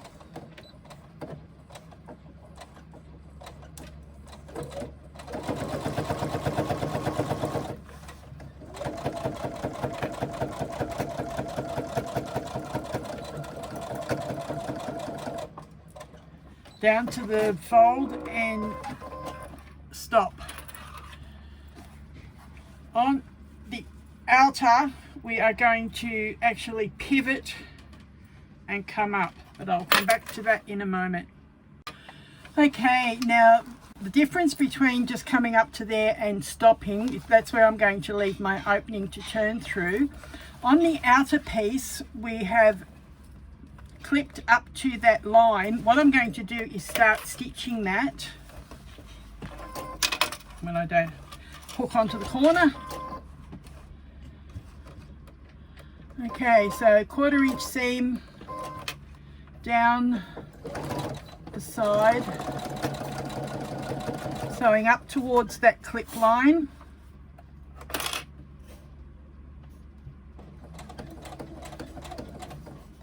And I should have been sewing on the other side to be able to show you what we do. So I'm going to break the thread, turn it over,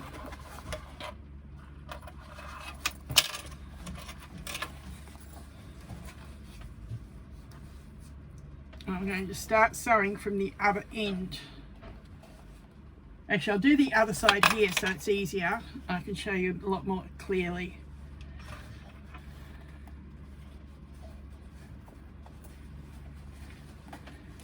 Alright, that there starts where the zipper ended. So we are going to sew with a 1/4 inch seam right from in the corner there, getting the zip up and out of the way.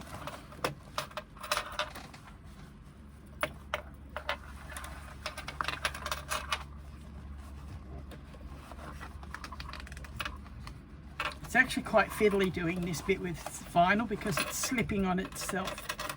I need to get this right up into the corner there.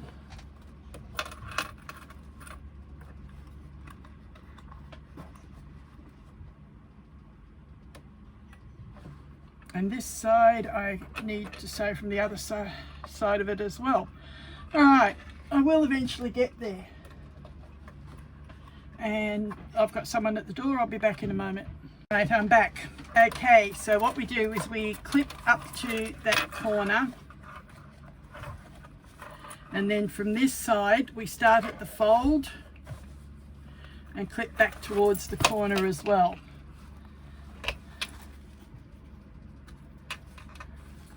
So the actual corner of that piece sits there at that snip line.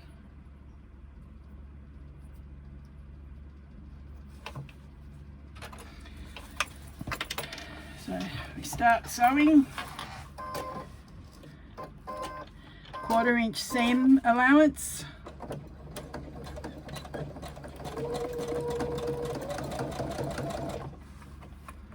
And we sew down until we get to that. I'm just going to move it.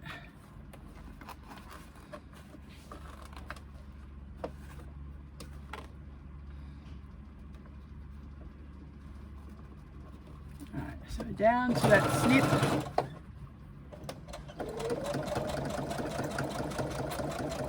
When we get to this snip here, we lift our foot and we rotate and we maneuver the fabric out of the way and swing it around the corner.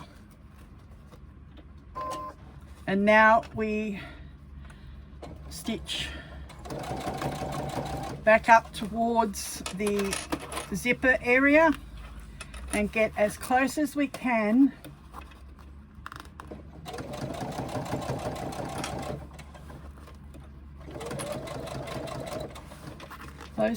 to that zipper. Okay, doesn't want to go any further. I will backstitch and lock off. Alright, so we have a corner sewn up, pivot, and to the zip. So, and on the other side it angles. That's what the snip cut is for. Do that on 3 of your corners. Do not do the 4th one, because the 4th one is where you turn. Like I did on the other side, you only sew that part to the snip line. Leave the rest of that open. Go ahead and do your other corners and come back for the birthing of the bag. Okay, something I forgot about, that I did the same thing doing my other bag. I'm going to undo a little bit of the stitching right here at the corner, because I've left my zipper pulls out.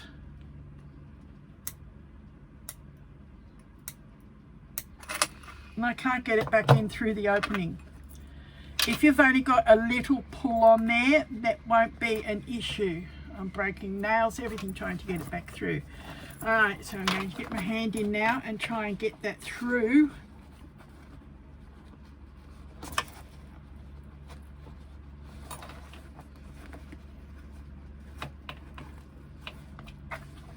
Turn it and see if I can get it. Luckily I noticed before I had sewn too much of the bag and couldn't get to the pull.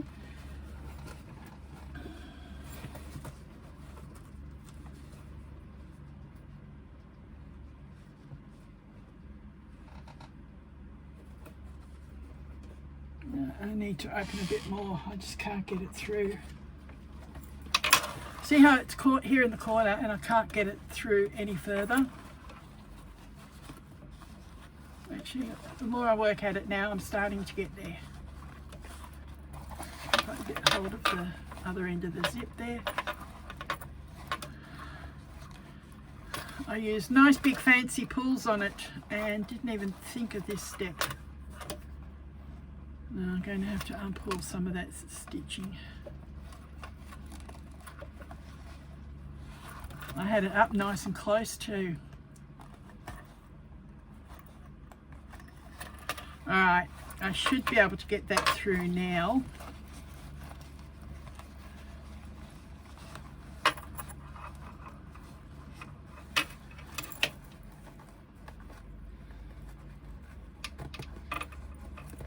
Yes. Come on. Behave.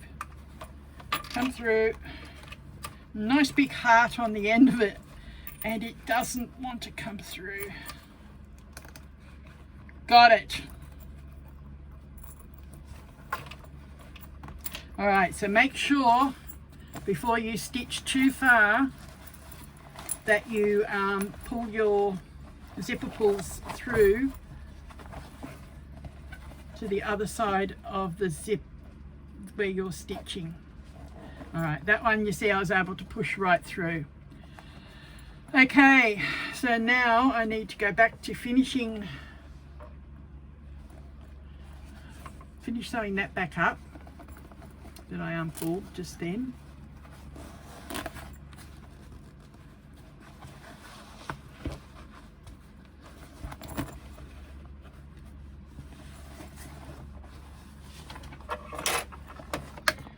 It's a real manoeuvring game working with the small.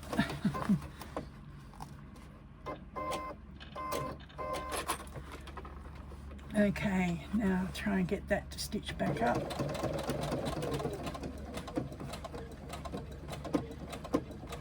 Okay. Alright, that's fixed that up. Now I'll come back and stitch the other side here up. Now remember, I'm leaving this part open so that we can birth through it, and we still need our zip open so that we can birth, but we need the pulls back through on the other side.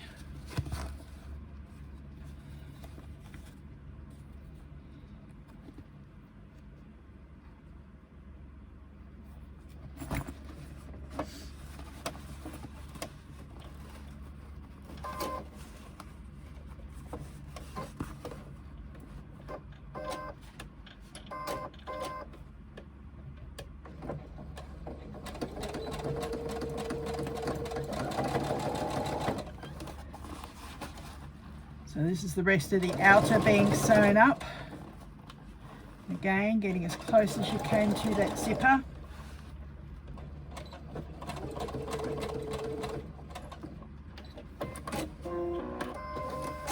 And just finish this last little bit up to the snip line, and we will be done, ready to birth. Now I'll get my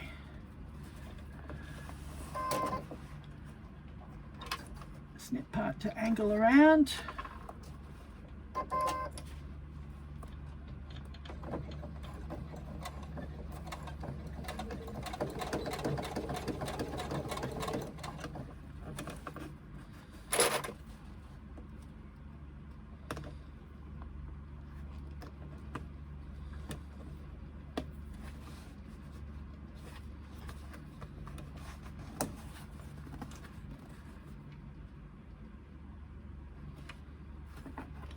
Just not quite on the right angle that I need. That was the first part that I tried to sew up and realized what I was doing. I had to stop. All right, that's got it. Now we can finish doing this seam.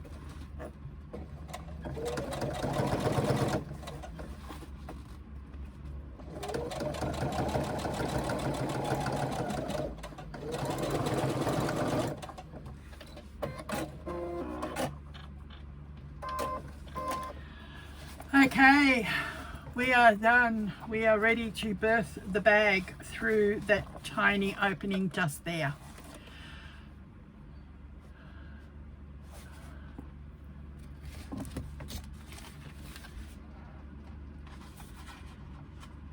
Pattern says stop just below the zipper tape. Well, that's what we did because you can't get any further anyway.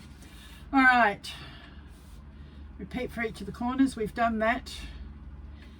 Sure the lining is flat and stops the stitches at the zipper tape. Yes, it has.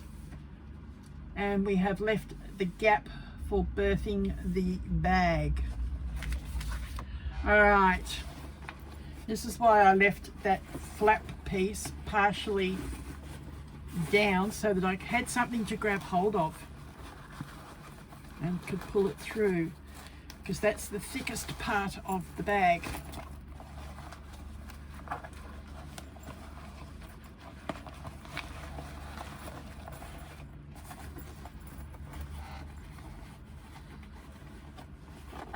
Poke those corners down, pull them through.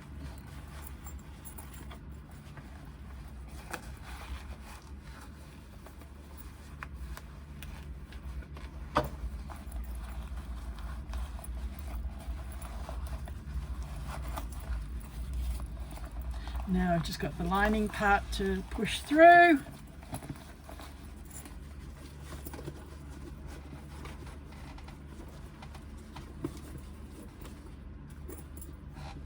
Now all we need to do is sew this up. I'm going to just clip the edges over. I think I left the wrong part of the L open, but I'll make it work. So long as we've left an opening, we can close it up.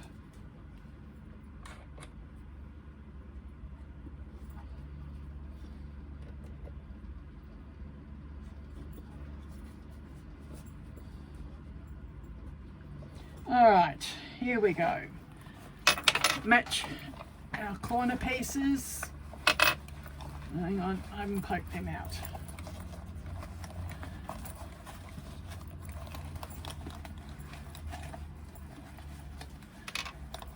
Yep, they're poked out. They are poked out. That's poked out. That'll poke out better when I push the lining down into it. We just need to close this part off.